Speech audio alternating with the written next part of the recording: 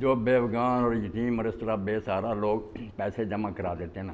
وہ یہ نہ سوچیں کہ ہم سود لے رہے ہیں اور سود ہمارے لیے حلال ہو گیا. سود کو تو کوئی حلال کہہ ہی نہیں سکتا، نہ اس کے لینے کا کوئی مسلمان سوچتا.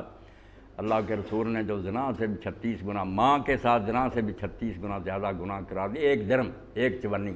تو اس لیے یہ حلال تو نہیں ہو سکتا، مگر چونکہ سوسائٹی پر ان کا حق ہے،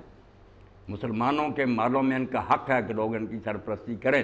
اگر وہ بھول گئے اور کوئی بیت المال نہیں، کوئی حکومت ان کی فکر نہیں کرتی، تو پھر یہ سمجھ کر، سود نہیں، یہ سمجھ کر وہی حق جو اللہ نے ہمارا مقرر کیا، اگر یہ لوگ نہیں دے رہے اور اس طریقہ سے ہمیں آ رہا تو لے لیں. تو یہ انگریزی دور میں ہی مولانا مرزا خان بریلوی رحمۃ اللہ نے تفصیل سے اس پر لکھا کہ یہ نہ سود ہے نہ یہ سود سمجھیں، بالکل جو مالوں میں حق ہے امیروں کے، اگر وہ نہیں دے رہے اس طریقہ سے آ رہا تو وہ سمجھ کر یہ وصول کر لیں، جائز ہے اگر واقعی ایسے ہی مستحق ہے. جی